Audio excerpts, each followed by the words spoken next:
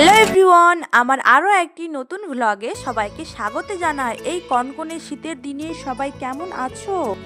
আমরা তো বেশ ভালোই আছি। আর এখন তো সকাল মানেই হচ্ছে সকাল 8টা, আর এই যে এখন 11টা মতো বাজে আর আমি বিছানাটা গুছাচ্ছি।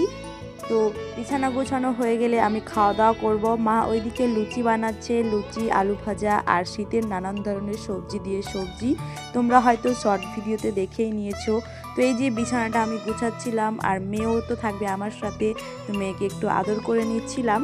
তো মেয়ে তো বিছানায় হিসু করে দিয়েছিল আর বমি করেছিল, সেই জন্য বিছানার চাদরটা পাল্টে নিব, দিয়ে আর একটা পরিষ্কার চাদর পেতে নিব। আজকে তো মেঘলা মেঘলা আবহাওয়া, রোদ্দুর তো একটুও দেয়নি, তো আজকে এগুলো কাচবো না। আরও মেয়ের জামা কাপড় আছে, জামা প্যান্টগুলো, তো সেগুলোই কেচে দিব। আর এগুলো কালকে কাচবো, মানে যেদিন রোদ উঠবে সেদিনকে কেচে দিব। একসাথে কাচলে আবার ঠান্ডা লেগে যাবে এই শীতের দিনে।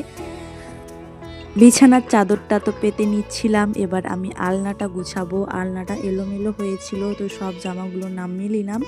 এখন এক এক করে সব ভাঁজ করে রেখে দিব। এখানে সারা রাব্বুরই জামা কাপড় থাকে, তো এই যে গেঞ্জিগুলো ভাঁজ ভাঁজ করে রাখছিলাম। এই গোছানোটা শুধু একবেলার জন্য, একবেলা পর আবার এলোমেলো হয়ে যাবে, একটা টানতে গিয়ে আর একটা ফেলবে।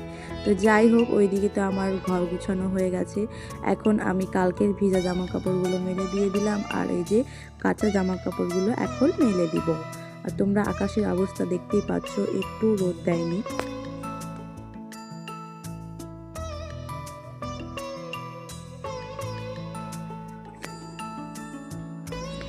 জামা কাপড় তো প্রতিদিনই কাচতে হয়, যাদের ছোট বাচ্চা আছে তারাই জানবে। রোদ তো একটুও উঠেনি, আবার বিশাল হাওয়া দিচ্ছে, কেমন দেখো।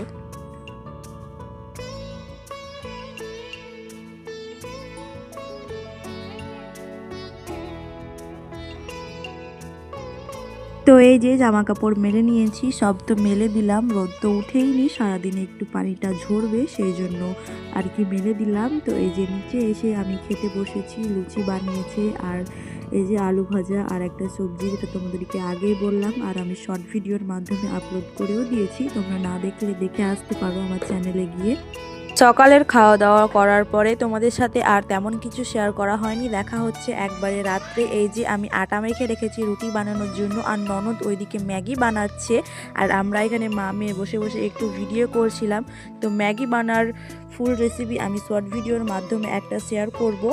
তো এই যে আমার ননদের স্পেশাল ম্যাগি হয়ে রেডি হয়ে গেছে, এখন আমরা সবাই মিলে খেতে বসবো। তো আজকের ভিডিওটা আমি ম্যাগি খেতে খেতেই শেষ করছি। আর ম্যাগিটা খেতে কিন্তু অনেক টেস্টি হয়েছিল, তোমরা হয়তো ভিডিওটা দেখে বুঝতে পারছো। আর কি তোমাদের লোভ লাগছে নাকি অবশ্যই আমাকে কমেন্ট করে বলো। তো সবাই মিলে বসে বসে খাচ্ছিলাম, আর মেয়েও খাওয়ার জন্য লাফাচ্ছিল, তো মেয়েকেও একটু খাওয়াচ্ছিলাম। আর তোমরা হয়তো আমার কথা শুনে বুঝতে পারছো যে আমি ভিডিওতে কি বলবো না বলবো বুঝতে পারছি না, তো তোমরা আমাকে কমেন্ট করে জানাবে যে কি ধরনের ভিডিও বানালে ভালো।